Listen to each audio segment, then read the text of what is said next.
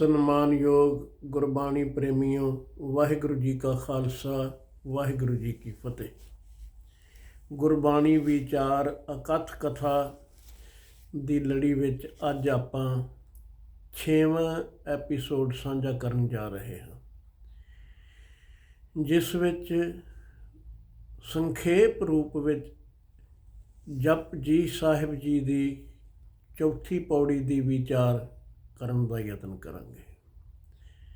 ਸਤਿਗੁਰੂ ਜੀ ਉਚਾਰਨ ਕਰਦੇ ਹਨ, ਸਾਚਾ ਸਾਹਿਬ ਸਾਚ ਨਾਏ, ਭਾਖਿਆ ਭਾਉ ਅਪਾਰ। ਆਖਹਿ ਮੰਗਹਿ ਦੇਹ ਦੇਹ, ਦਾਤ ਕਰੇ ਦਾਤਾਰ। ਫੇਰ ਕੇ ਗਏ ਰਖੀਐ, ਜਿਤ ਦਿਸੈ ਦਰਬਾਰ। ਮੂੰਹੋਂ ਕੇ ਬੋਲਣ ਬੋਲੀਐ, ਜਿਤ ਸੁਣ ਧਰੇ ਪਿਆਰ। ਅੰਮ੍ਰਿਤ ਵੇਲਾ ਸਚ ਨਾਉ, ਵਡਿਆਈ ਵਿਚਾਰ। ਕਰਮੀ ਆਵੈ ਕੱਪੜਾ, ਨਦਰੀ ਮੋਖ ਦੁਆਰ। ਨਾਨਕ ਏਵੈ ਜਾਣੀਐ, ਸਭ ਆਪੇ ਸਚਿਆਰ। ਸਾਚਾ ਸਾਹਿਬ ਸਾਚ ਨਾਏ, ਉਹ ਨਿਰੰਕਾਰ ਆਪ ਅਟਲ ਹੈ। ਸੱਚੇ ਦਾ ਮਤਲਬ ਹੀ ਇਹ ਹੈ ਜੋ ਕਦੀ ਮਿਟਦਾ ਨਹੀਂ, ਸਦਾ ਤੋਂ ਹੈ, ਸਦਾ ਰਹੇਗਾ। ਨਾਏ ਦੇ ਸੰਬੰਧ ਵਿੱਚ ਵਿਦਵਾਨਾਂ ਨੇ ਦੋ ਅਲੱਗ-ਅਲੱਗ ਵਿਚਾਰ ਰੱਖੇ ਨੇ।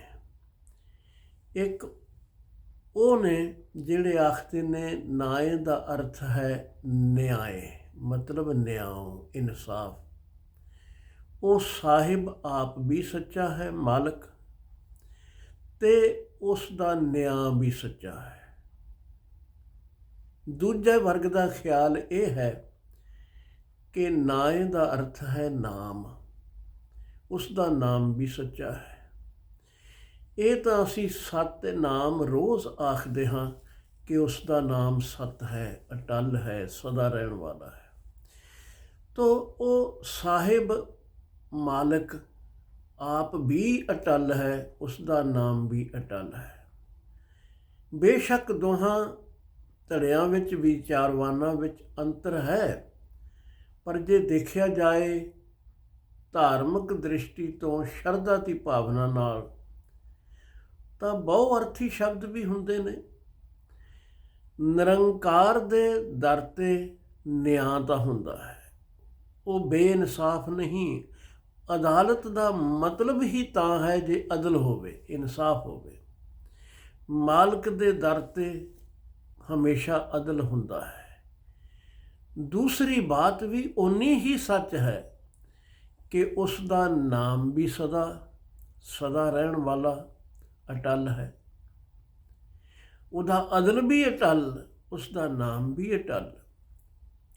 ਸਾਹਿਬ ਦਾ ਰਿਸ਼ਤਾ ਜਿਹੜਾ ਹੈ ਇਹ ਬੜਾ ਅਜੀਬ ਹੈ।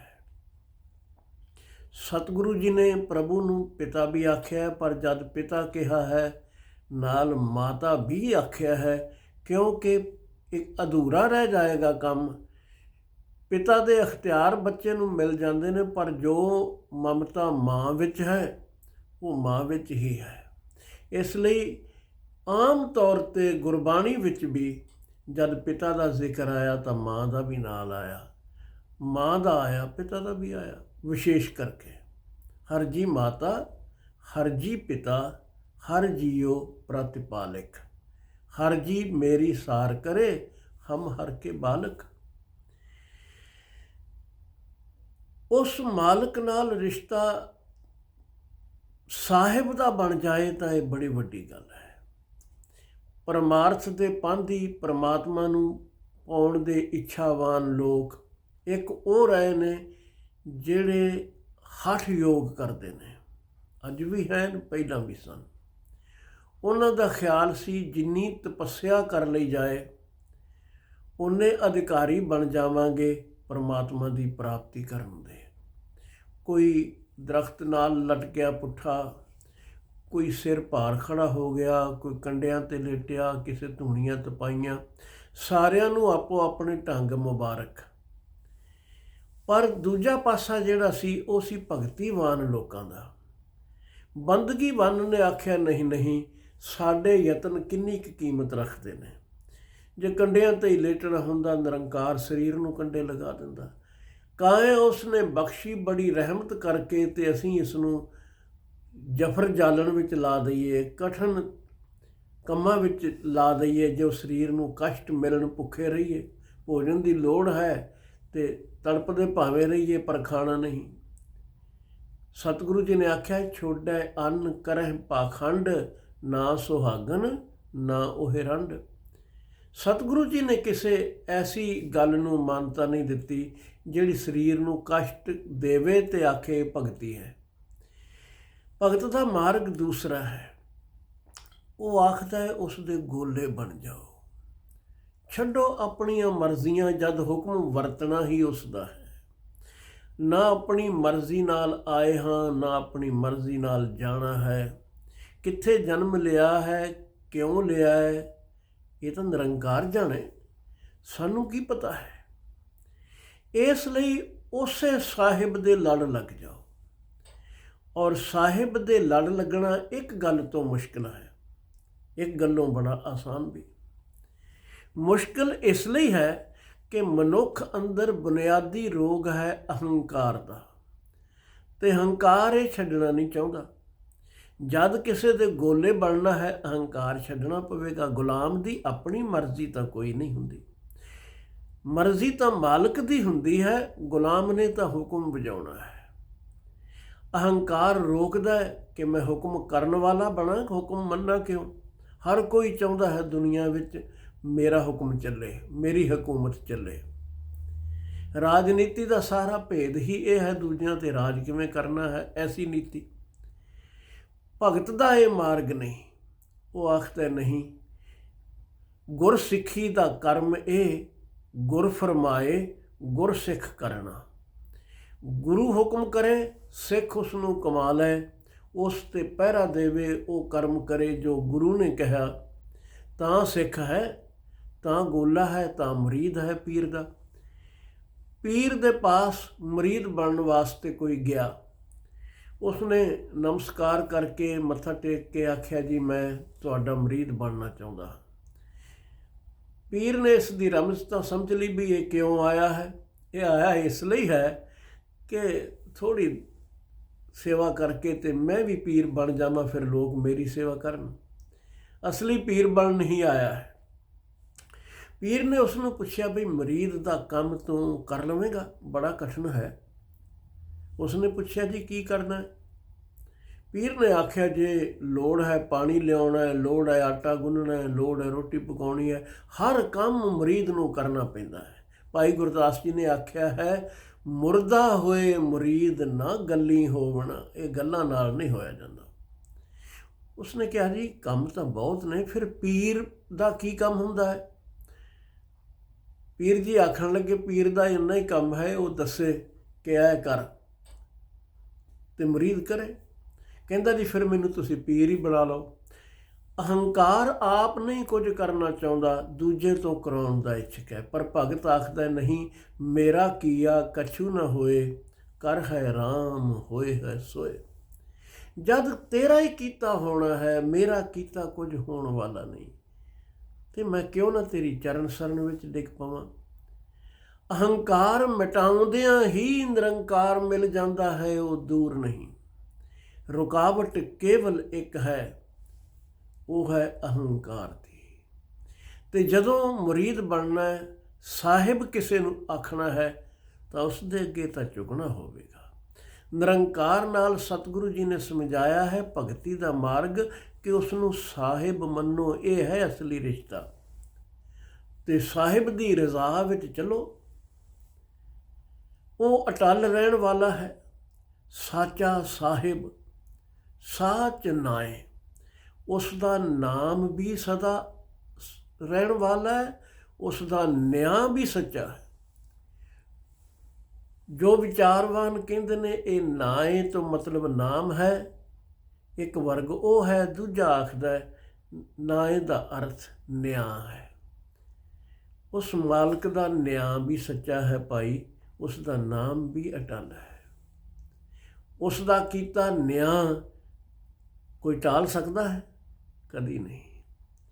ਭਾਖਿਆ ਭਾਉ ਅਪਾਰ, ਹੁਣ ਸਾਹਿਬ ਦੀ ਬੋਲੀ ਤਾਂ ਸਮਝਣੀ ਪਵੇਗੀ, ਕਿਉਂਕਿ ਸਾਹਿਬ ਨੇ ਹੁਕਮ ਕਰਨਾ ਹੈ, ਤੁਸਾਂ ਉਸ 'ਤੇ ਚੱਲਣਾ ਹੈ, ਸਾਹਿਬ ਦਾ ਸੰਗ ਸਾਥ ਮੰਨਣਾ ਹੈ, ਉਸ ਦੀਆਂ ਖੁਸ਼ੀਆਂ ਲੈਣੀਆਂ ਨੇ, ਅਤੇ ਉਸ ਦੀ ਬੋਲੀ ਜ਼ਰੂਰ ਆਉਣੀ ਚਾਹੀਦੀ ਹੈ। ਅੱਜ ਰੱਬ ਦੀ ਬੋਲੀ ਗੁਰੂ ਨਾਨਕ ਦੇਵ ਮਹਾਰਾਜ ਸਾਨੂੰ ਸਮਝਾ ਰਹੇ ਨੇ। ਨਾ ਉਹ ਹਿੰਦੀ ਬੋਲਦਾ ਹੈ, ਨਾ ਪੰਜਾਬੀ ਬੋਲਦਾ ਹੈ, ਨਾ ਫਾਰਸੀ, ਨਾ ਉਰਦੂ, ਨਾ ਕੋਈ ਹੋਰ ਜ਼ੁਬਾਨ। ਫਿਰ ਨਿਰੰਕਾਰ ਦੀ ਬੋਲੀ ਕੀ ਹੈ? ਭਾਖਿਆ ਭਾਉ ਅਪਾਰ। ਉਸ ਦੀ ਬੋਲੀ ਹੈ ਪ੍ਰੇਮ ਦੀ ਭਾਸ਼ਾ। ਉਹ ਪ੍ਰੇਮ ਹੀ ਪ੍ਰੇਮ ਲੈ ਕੇ ਬੈਠਾ ਹੈ। ਜੇ ਆਪਣੀ ਗੱਲ ਉਸ ਨੂੰ ਸਮਝਾਉਣੀ ਹੈ, ਇੱਥੋਂ ਸ਼ੁਰੂ ਕਰ ਲਈਏ, ਤਾਂ ਵੀ ਕੁਝ ਆਖਣ ਦੀ ਜ਼ਰੂਰਤ ਨਹੀਂ। ਪਹਿਲੀ ਤੇ ਗੱਲ ਹੈ, ਦਾਸ ਦਾ ਮਤਲਬ ਹੈ ਰਜ਼ਾ 'ਚ ਰਾਜ਼ੀ ਹੋਣਾ। ਜਦ ਅਸੀਂ ਆਖਦੇ ਹਾਂ ਸਿਰ ਝੁਕਾ ਰਹੇ ਹਾਂ ਤੇਰੇ ਅੱਗੇ, ਤੇਰੇ ਦਾਸ ਹਾਂ, ਫਿਰ ਅਸੀਂ ਆਖਦੇ ਹਾਂ ਮੇਰੇ ਇਹ ਕੰਮ ਹੋਏ ਨਹੀਂ, ਇਹ ਕਰਦੇ। ਸਾਡੀ ਅਰਦਾਸ ਨੂੰ ਗੌਰ ਨਾਲ ਦੇਖਿਆ ਜਾਏ ਤਾਂ ਸਿਵਾਏ ਮੰਗਾਂ ਤੋਂ ਹੈ ਕੀ? ਤਾਂ ਕੋਈ ਮਨੁੱਖ ਹੁੰਦਾ ਹੈ ਜੋ ਧੰਨਵਾਦ ਦੀ ਅਰਦਾਸ ਕਰਦਾ ਹੈ, ਮਾਲਕ ਤੇਰੀ ਰਹਿਮਤ ਹੈ। ਦਾਤਾਂ ਇੰਨੀਆਂ ਬਖਸ਼ੀਆਂ ਨੇ, ਕੋਈ ਹਿਸਾਬ ਨਹੀਂ। ਪਦਾਰਥਾਂ ਦੀ ਤਾਂ ਗੱਲ ਦੂਰ ਰਹਿਣ ਦਿਓ, ਇਹ ਸਰੀਰ ਕੋਈ ਘੱਟ ਕੀਮਤੀ ਹੈ? ਜੋ ਇਹ ਜ਼ਿੰਦਗੀ ਉਸਨੇ ਬਖਸ਼ੀ, ਇਹਦੀ ਕੀਮਤ ਕਦੀ ਦੇ ਸਕੋਗੇ? ਫਿਰ ਵੀ ਧੰਨਵਾਦ ਨਾ ਕਰੀਏ ਅਤੇ ਮੰਗੀਏ ਚਾਰ ਛਿੱਲੜ। ਨੌਕਰੀ ਨਹੀਂ ਲੱਗੀ, ਮੇਰੀ ਨੌਕਰੀ ਲਵਾ ਦੇ। ਜਿਸ ਨੇ ਜੀਵਨ ਦਿੱਤਾ ਹੈ, ਜੇ ਉਹਦੇ ਪ੍ਰੇਮ ਵਿੱਚ ਭਿੱਜ ਜਾਓਗੇ, ਗਾਰੰਟੀ ਹੈ ਰੋਜ਼ਗਾਰ ਦੀ ਕਮੀ ਨਹੀਂ ਰਹੇਗੀ। ਉਸ ਦੀ ਬੋਲੀ ਭਾਈ ਪ੍ਰੇਮ ਹੈ। ਉਹ ਕਿਸੇ ਮੰਤਰ ਦੇ ਦੁਹਰਾਇਆ ਹੋਇਆ ਪ੍ਰਸੰਨ ਹੋ ਜਾਏ, ਐਸੀ ਕੋਈ ਬਾਤ ਨਹੀਂ। ਉਸ ਦੇ ਪ੍ਰੇਮ ਨਾਲ ਭਰ ਜਾਓ, ਤੁਹਾਡੀ ਆਵਾਜ਼ ਉਸ ਤੱਕ ਪਹੁੰਚ ਗਈ। ਉਹ ਪ੍ਰੇਮ ਦੀ ਭਾਸ਼ਾ ਹੀ ਬੋਲਦਾ ਹੈ, ਪ੍ਰੇਮ ਦੀ ਭਾਸ਼ਾ ਹੀ ਸਮਝਦਾ ਹੈ। ਸਾਚ ਕਹੋ ਸੁਣ ਲਿਓ ਸਭੈ, ਜਿਨ ਪ੍ਰੇਮ ਕੀਓ ਤਿਨ ਹੀ ਪ੍ਰਭ ਪਾਇਓ। ਭਾਖਿਆ ਭਾਉ ਅਪਾਰ। ਤੇ ਉਸ ਦੇ ਪ੍ਰੇਮ ਦੀ ਕੋਈ ਥਾਂ ਨਹੀਂ, ਕੋਈ ਹੱਦ ਬੰਨਾ ਨਹੀਂ, ਕੋਈ ਪਾਰਾਵਾਰ ਨਹੀਂ। ਜੇ ਲਿਮਿਟ ਵਿੱਚ ਹੋਵੇ ਤਾਂ ਅਕਿਰਤ ਘਣ ਨੂੰ ਕਦੀ ਨਾ ਪਾਲੇ। ਜਿਹੜਾ ਕਦੀ ਸ਼ੁਕਰਾਨਾ ਹੀ ਨਹੀਂ ਕਰਦੇ, ਅਸੀਂ ਕੀ ਜ਼ਰੂਰਤ ਹੈ ਉਹ ਪਾਲੇ। ਅਸੀਂ ਛੋਟਾ ਜਿਹਾ ਪਰਉਪਕਾਰ ਕਿਸੇ 'ਤੇ ਕਰ ਦਈਏ, ਡਿੱਗਾ ਹੋਇਆ ਰੁਮਾਲ ਚੁੱਕ ਕੇ ਵੀ ਫੜਾ ਦਈਏ, ਅਤੇ ਉਹ ਸਾਨੂੰ ਥੈਂਕ ਯੂ ਨਾ ਆਖੇ ਤਾਂ ਸਾਨੂੰ ਗੁੱਸਾ ਆਉਂਦਾ ਹੈ। ਇਸ ਨੂੰ ਤਮੀਜ਼ ਨਹੀਂ। ਮੈਂ ਇਸ ਦਾ ਰੁਮਾਲ ਚੁੱਕ ਕੇ ਫੜਾਇਆ, ਡਿੱਗ ਪਿਆ ਸੀ, ਇਸ ਨੇ ਥੈਂਕਸ ਵੀ ਨਹੀਂ ਕਿਹਾ। ਨਿਰੰਕਾਰ ਜੇ ਕਿਤੇ ਇੰਝ ਸੋਚਣ ਲੱਗ ਪਏ ਉਸ ਵਿੱਚ ਵੀ ਪ੍ਰੇਮ ਦੀ ਹੋਵੇ ਕਮੀ, ਅਸੀਂ ਜੀ ਨਾ ਸਕੀਏ। ਇੱਕ ਸਾਹ ਦਾ ਮੁੱਲ ਕੋਈ ਦੇ ਸਕਦਾ ਹੈ? ਨਿਰੰਕਾਰ ਜੀਵਨ ਦੇ ਰਿਹਾ ਹੈ, 100 ਸਾਲ, 70 ਸਾਲ, 80 ਸਾਲ, 100 ਤੋਂ ਵੀ ਉੱਪਰ। ਜਿੰਨੀ ਇਸ ਕਾਇਆ ਦਾ ਖਿਆਲ ਰੱਖੋਗੇ, ਲੰਮਾ ਜੀਵਨ ਵੀ ਭੋਗੋ। ਨਿਰੰਕਾਰ ਨੇ ਤਾਂ ਕਦੀ ਨਹੀਂ ਕਿਹਾ ਕਿ ਤੁਸੀਂ ਇੰਨਾ ਮੇਰਾ ਧੰਨਵਾਦ ਕਰਦੇ ਕਿਉਂ ਨਹੀਂ, ਇੱਕ ਇੱਕ ਸਾਹ ਦਾ ਕੋਈ ਮੁੱਲ ਤੁਸੀਂ ਦੇ ਨਹੀਂ ਸਕਦੇ। ਅਪਾਰ ਹੈ ਉਸ ਦਾ ਪ੍ਰੇਮ, ਇਹੀ ਉਸ ਦੀ ਭਾਸ਼ਾ ਹੈ। ਜੇ ਉਸ ਨਾਲ ਜੁੜਨਾ ਹੈ ਤਾਂ ਉਸ ਦੇ ਪ੍ਰੇਮ ਨਾਲ ਭਰ ਜਾਓ। ਔਰ ਯਾਦ ਰਹੇ, ਉਸ ਦੇ ਪ੍ਰੇਮ ਵਿੱਚ ਭਰ ਜਾਣ ਦੀ ਇੱਕ ਨਿਸ਼ਾਨੀ ਹੈ, ਮਤ ਕੋਈ ਆਖੇ ਮੈਂ ਨਿਰੰਕਾਰ ਨੂੰ ਪਿਆਰ ਕਰਦਾ ਹਾਂ ਪਰ ਸੰਸਾਰ ਨੂੰ ਨਫ਼ਰਤ ਕਰਦਾ ਹਾਂ। ਉਹ ਝੂਠ ਬੋਲ ਰਿਹਾ ਹੈ। ਜਿਸ ਦੀ ਨਿਰੰਕਾਰ ਨਾਲ ਪ੍ਰੀਤ ਹੈ, ਉਸ ਨੂੰ ਰਮਿਆ ਹੋਇਆ ਪ੍ਰਤੀਤ ਹੁੰਦਾ ਹੈ। ਜਦ ਸਾਰਿਆਂ ਵਿੱਚ ਉਹੀ ਹੈ, ਮੰਦਾ ਕਿਸ ਨੂੰ ਆਖੀਐ, ਜਾਂ ਤਿਸ ਬਿਨ ਕੋਈ ਨਾ ਹੈ। ਜਦ ਉਸ ਤੋਂ ਬਿਨਾਂ ਕੋਈ ਹੈ ਹੀ ਨਹੀਂ, ਮੰਦਾ ਕਿਸ ਨੂੰ ਆਖੋਗੇ। ਪ੍ਰੇਮ ਦੀ ਇਹ ਨਿਸ਼ਾਨੀ ਹੈ ਕਿ ਤੁਸੀਂ ਨਿਰੰਕਾਰ ਦੀ ਰਚਨਾ ਨੂੰ ਵੀ ਪਿਆਰ ਕਰਦੇ ਹੋ। ਕਵੀ ਨੂੰ ਕਹੋ ਤੇਰੀ ਕਵਿਤਾ ਨਾਲ ਤਾਂ ਮੇਰਾ ਕੋਈ ਪਿਆਰ ਨਹੀਂ, ਬੇਕਾਰ ਹੈ, ਪਰ ਤੈਨੂੰ ਮੈਂ ਪਿਆਰ ਕਰਦਾ ਹਾਂ, ਉਹ ਕਵੀ ਪ੍ਰਸੰਨ ਹੋਵੇਗਾ। ਚਿੱਤਰਕਾਰ ਨੂੰ ਕਹੋ ਤੇਰਾ ਚਿੱਤਰ ਤਾਂ ਬੜਾ ਚੰਗਾ ਲੱਗਦਾ ਹੈ, ਪਰ ਤੂੰ ਚੰਗਾ ਨਹੀਂ ਲੱਗਦਾ, ਜਾਂ ਤੂੰ ਚੰਗਾ ਲੱਗਦਾ ਹੈ, ਚਿੱਤਰ ਚੰਗਾ ਨਹੀਂ ਲੱਗਦਾ। ਉਸ ਦੀ ਤਾਂ ਸਾਰੀ ਕਰਾਮਾਤ ਉਸ ਚਿੱਤਰ ਵਿੱਚ ਹੈ।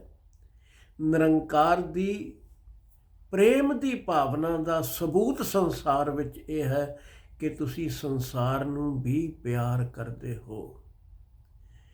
ਪਰਮਾਤਮਾ ਦਾ ਅਪਾਰ ਪਿਆਰ ਹੈ ਇਸ ਰਚਨਾ ਨਾਲ ਵੀ। ਉਹ ਹੈ ਹੀ ਪ੍ਰੇਮ ਦਾ ਸੋਮਾ, ਉਹਦੀ ਬੋਲੀ ਪ੍ਰੇਮ ਹੈ। ਭਾਖਿਆ ਭਾਉ ਅਪਾਰ ਜੁੜਨਾ ਤਾਂ ਪ੍ਰੇਮ ਦਾ ਹੀ ਇੱਕ ਮਾਰਗ ਹੈ।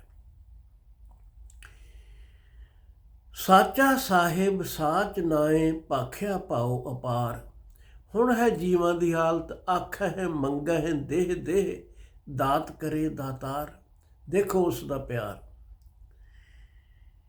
ਇੱਕ ਦਾਤ ਮਿਲੀ, ਸ਼ੁਕਰਾਨਾ ਤਾਂ ਨਹੀਂ ਕੀਤਾ, ਪਰ ਖਿਆਲ ਇਹ ਆ ਗਿਆ ਸੈਂਕੜੇ ਹੀ ਮਿਲੇ ਨੇ, ਕਿਧਰੇ ਹਜ਼ਾਰਾਂ ਹੁੰਦੇ ਤਾਂ ਚੰਗਾ ਸੀ। ਹੋਰ ਮੰਗਦਾ ਹੈ, ਹਜ਼ਾਰਾਂ 'ਤੇ ਵੀ ਪਹੁੰਚ ਗਿਆ, ਹੁਣ ਲੱਖਾਂ ਮੰਗਦਾ ਹੈ। ਸਹਿਜ ਕੱਟੇ ਲੱਖ ਕੋਠ ਧਾਵੇ। ਇਹ ਰੱਜਦਾ ਹੀ ਨਹੀਂ। ਰੋਜ਼ ਆਪਣੀ ਅਰਦਾਸ ਨੂੰ ਗੌਰ ਨਾਲ ਦੇਖੋ। ਅਸੀਂ ਮੰਗ ਰਹੇ ਹਾਂ ਕਿ ਧੰਨਵਾਦ ਕਰ ਰਹੇ ਹਾਂ। ਇਹਦੇ ਵਿੱਚੋਂ ਹੀ ਸਾਡੀ ਅਸਲੀ ਨਿਚੋੜ ਦੀ ਬਾਤ ਮਿਲ ਜਾਏਗੀ ਕਿ ਸਾਡਾ ਜੀਵਨ ਕੈਸਾ ਹੈ। ਭਗਤ ਮੰਗਦਾ ਨਹੀਂ, ਜ਼ਿੰਦਗੀ ਦੀਆਂ ਜ਼ਰੂਰਤਾਂ ਦੀ ਗੱਲ ਉਹ ਜ਼ਰੂਰ ਕਰਦਾ ਹੈ ਅਤੇ ਉਹ ਸਭ ਦੀਆਂ ਪੂਰੀਆਂ ਹੋ ਸਕਦੀਆਂ ਨੇ। ਖਿਆਲ ਰਹੇ, ਮੈਂ ਫਿਰ ਦੁਹਰਾਉਣਾ ਚਾਹੁੰਦਾ ਹਾਂ, ਜ਼ਿੰਦਗੀ ਦੀਆਂ ਜ਼ਰੂਰਤਾਂ ਸਭ ਜਹਾਨ ਦੀਆਂ ਪੂਰੀਆਂ ਹੋ ਸਕਦੀਆਂ ਨੇ, ਪਰ ਦੂਜੀ ਗੱਲ ਵੀ ਇੰਨੀ ਹੀ ਸੱਚ ਹੈ ਕਿ ਤ੍ਰਿਸ਼ਨਾ ਇੱਕ ਦੀ ਵੀ ਪੂਰੀ ਨਹੀਂ ਹੋ ਸਕਦੀ। ਇਹ ਅੱਗ ਵਿੱਚ ਜਿੰਨਾ ਬਾਲਣ ਪਾਓਗੇ, ਅੱਗ ਹੋਰ ਤੇਜ਼ ਹੁੰਦੀ ਜਾਏਗੀ। ਪਰ ਜੀਵ ਮੰਗ ਰਹੇ ਹਨ ਉਸ ਤੋਂ। ਇਹ ਵੀ ਨਹੀਂ ਕਿ ਮੰਗਣ ਦਾ ਹੱਕ ਨਹੀਂ, ਬੱਚੇ ਹਾਂ, ਉਸ ਮਾਲਕ ਤੋਂ ਨਹੀਂ ਮੰਗਣਾ ਤਾਂ ਕਿੱਥੋਂ ਮੰਗਣਾ ਹੈ। ਪਰ ਖਿਆਲ ਰਹੇ, ਸਦਾ ਮੰਗਦੇ ਹੀ ਰਹਿਣਾ ਅਤੇ ਸ਼ੁਕਰਾਨੇ ਵਿੱਚ ਨਾ ਜੁੜਨਾ, ਇਹ ਤਾਂ ਚੰਗਾ ਨਹੀਂ। ਆਖਾ ਹੈ ਮੰਗਾ ਹੈ ਦੇਹ ਦੇਹ, ਦੇਹ ਦੇਹ ਹੀ ਕਰੀ ਜਾਣਾ। ਪਰ ਉਹ ਧਨ ਹੈ ਮਾਲਕ, ਫਿਰ ਵੀ ਚਿਤਾਰਦਾ ਨਹੀਂ। ਇੰਨਾ ਤਾਂ ਤੈਨੂੰ ਦਿੱਤਾ ਸੀ, ਤੂੰ ਅਜੇ ਵੀ ਰੱਜਿਆ ਨਹੀਂ। ਦਾਤ ਕਰੇ ਦਾਤਾਰ, ਉਹ ਦਾਤਾਂ ਫਿਰ ਬਖਸ਼ੀ ਜਾਂਦਾ ਹੈ। ਆਖਾ ਹੈ ਮੰਗਾ ਹੈ ਦੇਹ ਦੇਹ, ਦਾਤ ਕਰੇ ਦਾਤਾਰ। ਇੰਨਾ ਮਿਹਰਬਾਨ ਜੋ ਮਾਲਕ ਹੈ, ਉਸ ਦੇ ਦਰਬਾਰ ਦੇ ਦਰਸ਼ਨ ਕਿਵੇਂ ਹੋਣ। ਫੇਰ ਕੀ ਅੱਗੇ ਰੱਖੀ ਹੈ ਜਿਤ ਦਿਸੈ ਦਰਬਾਰ, ਮੂੰਹੋਂ ਕੇ ਬੋਲਣ ਬੋਲੀ ਹੈ ਜਿਤ ਸੁਣ ਤੇਰੇ ਪਿਆਰ। ਭੇਟਾ ਕੀ ਰੱਖਾਂ ਕਿ ਉਸ ਦਾ ਦਰਬਾਰ ਦਿਸ ਜਾਏ। ਭੇਟਾ ਪਦਾਰਥਾਂ ਦੀ ਕੋਈ ਜ਼ਰੂਰਤ ਨਹੀਂ, ਆਪਾ ਚੜਾਉਣਾ ਪੈਂਦਾ ਹੈ, ਆਪ ਮਿਟਾਉਣਾ ਨਿਰੰਕਾਰ ਨੂੰ ਪਾਉਣ ਦੀ ਪਹਿਲੀ ਤੇ ਮੁੱਢਲੀ ਸ਼ਰਤ ਹੈ। ਆਪ ਗਵਾਈਏ ਤਾਂ ਸ਼ਹੁ ਪਾਈਏ, ਔਰ ਕੈਸੀ ਚਤੁਰਾਈ। ਸੋ ਨਦਰ ਕਰ ਦੇਖੈ, ਸੋ ਦਿਨ ਲੇਖੈ, ਕਾਮਨ ਨੌ ਨਿਧ ਪਾਈ।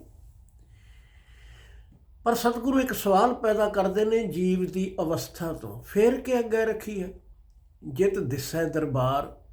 ਏਡੇ ਵੱਡੇ ਦਾਤੇ ਪਿਆਰ ਦੇ ਸੋਮੇ ਦਾ ਦਰਬਾਰ ਕੈਸਾ ਹੋਵੇਗਾ। ਅਸੀਂ ਗੁਰੂ ਨਾਨਕ ਸਾਹਿਬ ਜੀ ਦੇ ਪਾਵਨ ਬਚਨ ਪੜ੍ਹਦੇ ਹਾਂ, ਸੋ ਦਰ ਕਿਹਾ ਸੋ ਘਰ ਕਿਹਾ, ਜਿਤ ਬਹਿ ਸਰਬ ਸੰਭਾਲੇ। ਅਗਾਂ ਉਸ ਦੀ ਵਿਆਖਿਆ ਹੈ, ਪਰ ਉਹ ਵਿਆਖਿਆ ਵੀ ਪੂਰੀ ਨਹੀਂ। ਅਖੀਰ ਵਿੱਚ ਗੁਰੂ ਨਾਨਕ ਸਾਹਿਬ ਨੂੰ ਵੀ ਆਖਣਾ ਪਿਆ, ਹੋਰ ਕਿਤੇ ਤੁਧਨੋ ਗਾਵਨ, ਸੇ ਮੈਂ ਚਿਤ ਨਾ ਆਵਨ। ਨਾਨਕ ਕਿਆ ਵਿਚਾਰੇ। ਅਥਾਹ ਹੈ ਕਹਾਣੀ ਉਸ ਨਿਰੰਕਾਰ ਦੀ, ਪਰ ਉਸ ਦੇ ਦੀਦਾਰ ਦਰਬਾਰ ਦੇ ਦਰਸ਼ਨ ਕਿਵੇਂ ਹੋਣ। ਕੀ ਭੇਟ ਰੱਖਾਂ, ਫਿਰ ਕਿ ਅੱਗੇ ਰੱਖੀ ਹੈ ਜਿਤ ਦਿਸੈ ਦਰਬਾਰ, ਮੂੰਹੋਂ ਕੇ ਬੋਲਣ ਬੋਲੀ ਹੈ ਜਿਤ ਸੁਣ ਤੇਰੇ ਪਿਆਰ। ਮੈਂ ਮੂੰਹ ਤੋਂ ਕਿਹੜੇ ਬੋਲ ਬੋਲਾਂ ਜਿਨ੍ਹਾਂ ਨੂੰ ਉਹ ਪਸੰਦ ਕਰੇ। ਜਿਤ ਸੁਣ ਧਰੇ ਪਿਆਰ, ਜਿਨ੍ਹਾਂ ਬੋਲਾਂ ਨੂੰ ਸੁਣ ਕੇ ਉਹ ਮੈਨੂੰ ਪਿਆਰ ਕਰੇ। ਭਾਈ ਉਹ ਪਿਆਰ ਦਾ ਸੋਮਾ ਹੀ ਹੈ, ਪਾਤਰ ਬਣੋ। ਤਾਂ ਸਤਿਗੁਰੂ ਜੀ ਨੇ ਸਾਨੂੰ ਉਹ ਪਾਤਰ ਬਣਨ ਦੀ ਜੁਗਤ ਸਮਝਾ ਦਿੱਤੀ ਹੈ। ਅੰਮ੍ਰਿਤ ਵੇਲਾ ਸੱਚ ਨਾਉ ਵਡਿਆਈ ਵਿਚਾਰ। ਅੰਮ੍ਰਿਤ ਵੇਲਾ ਬੜਾ ਕੀਮਤੀ ਹੈ। ਕਈ ਵਾਰੀ ਇੰਜ ਵੀ ਆਖਿਆ ਜਾਂਦਾ ਕਿ ਜਦ ਵੀ ਉਸ ਦੇ ਸਿਮਰਨ ਵਿੱਚ ਜੁੜ ਜਾਓ ਉਹੀ ਅੰਮ੍ਰਿਤ ਵੇਲਾ ਹੈ। ਕੋਈ ਸ਼ੱਕ ਨਹੀਂ, ਆਨੰਦ ਤਾਂ ਜਦੋਂ ਵੀ ਜੁੜੋਗੇ ਮਾਣ ਲਓਗੇ। ਪਰ ਇੱਕ ਸਮਾਂ ਬਹੁਤ ਸਹੂਲਤ ਦੇਣ ਵਾਲਾ ਹੈ ਜਦੋਂ ਆਸਾਨ ਹੈ ਉਸ ਆਨੰਦ ਨੂੰ ਮਾਨਣਾ, ਉਹ ਵਾਕਈ ਤੜਕਸਾਰ ਅੰਮ੍ਰਿਤ ਵੇਲਾ ਹੀ ਹੈ।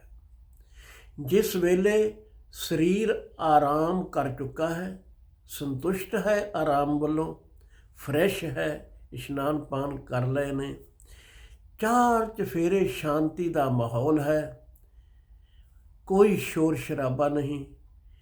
ਤੁਸੀਂ ਕਦੀ ਗੌਰ ਕਰਨਾ, ਅੰਮ੍ਰਿਤ ਵੇਲੇ ਉੱਠਣ ਵਾਲੇ ਜਾਣਦੇ ਨੇ ਕਿ ਪੰਛੀ ਵੀ ਅੰਮ੍ਰਿਤ ਵੇਲੇ ਬੋਲਣਾ ਸ਼ੁਰੂ ਕਰ ਦਿੰਦੇ ਨੇ, ਗੀਤ ਗਾਉਂਦੇ ਨੇ। ਸਤਿਗੁਰੂ ਜੀ ਨੇ ਤਾਂ ਬਾਣੀ ਵਿੱਚ ਚਰਚਾ ਬਬੀਹੇ ਦੀ ਕਰਦਿਆਂ ਵੀ ਆਖਿਆ, ਬਬੀਹਾ ਅੰਮ੍ਰਿਤ ਵੇਲੇ ਬੋਲਿਆ ਤੇ ਨਤੀਜਾ ਕੀ ਹੋਇਆ, ਤਾਂ ਦਰ ਸੁਣੀ ਪੁਕਾਰ, ਮੇਘੈ ਨੋ ਫਰਮਾਨ ਹੋਆ, ਵਰਸੋ ਕਿਰਪਾ ਧਾਰ। ਜੇ ਪਪੀਹੇ ਦੀ ਸੁਣੀ ਜਾ ਸਕਦੀ ਹੈ ਤਾਂ ਇਨਸਾਨ ਤੇਰੀ ਵੀ ਸੁਣੀ ਜਾਏਗੀ।